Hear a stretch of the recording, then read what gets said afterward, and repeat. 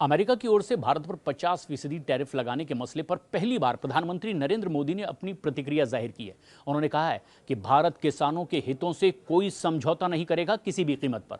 वो अपने पशुपालकों और मछुआरों के हितों की हर कीमत पर रक्षा करने को तैयार है।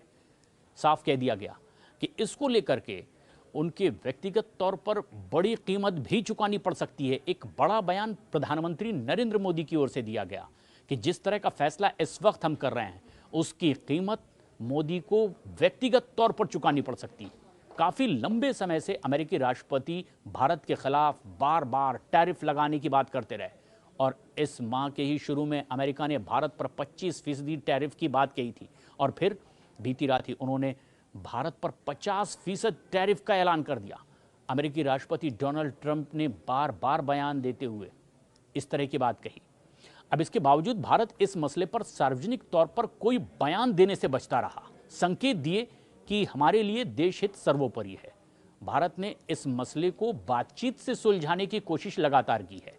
अमेरिका के साथ में ट्रेड डील पर भी गंभीर बातचीत हुई, लेकिन डेयरी और कृषि क्षेत्र को अमेरिका के लिए खोलने की डोनाल्ड ट्रंप के प्रशासन की मांग पर बातचीत टूट गई।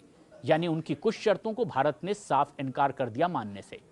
भारत ने यह साफ किया कि वो इस सेक्टर में, डेयरी सेक्टर पर किसी भी कीमत पर कोई समझौता नहीं करेगा जो भारत के किसानों के हित के खिलाफ हो। भारत की करीब करीब 60% आबादी इसी सेक्टर पर निर्भर करती है। भारत कृषि प्रधान देश है और अगर इस सेक्टर को अमेरिका के लिए खोल दिया जाता है तो इस सेक्टर में फिर किसानों, मछुआरों, पशुपालकों के हितों पर कई गंभीर प्रतिकूल प्रभाव भी पड़ सकते हैं। और ऐसे में देश में हरित क्रांति के जनक स्वामीनाथन के शताब्दी जन्म समारोह पर आयोजित इंटरनेशनल कॉन्फ्रेंस में प्रधानमंत्री नरेंद्र मोदी ने इस बात का ऐलान कर दिया। हमारे किसानों का हित सर्वोपरि है। भारत अपने किसानों, मछुआरों और डेयरी किसानों के हितों से कभी किसी कीमत पर कोई समझौता नहीं करेगा।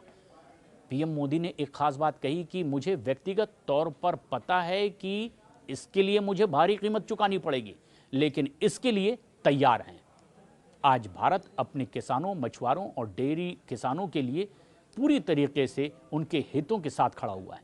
पीएम मोदी ने आगे कहा है कि आज हम विधिवत तौर पर इस बारे में बात कर रहे हैं। पूरी दुनिया में विविधता आ रही है और हमारी सरकार इसे बचाने के लिए कई अहम कदम उठा रही है, लेकिन डॉक्टर स्वामीनाथन के एक कदम आगे बढ़ करके उन्होंने काम किया। उन्होंने बायो हैप्पीनेस का भी विचार रखा। आज हम यहाँ इसी विचार का उत्सव मना रहे हैं।